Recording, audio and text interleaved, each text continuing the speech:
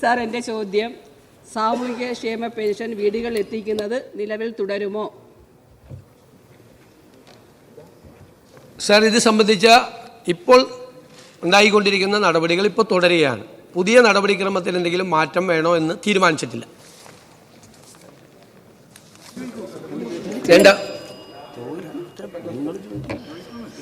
Sir, സ്ത്രീ സുരക്ഷാ pension വിതരണം ചെയ്യുന്നത് 2 മാസമായി മുടങ്ങിക്കിടക്കുകയാണ്.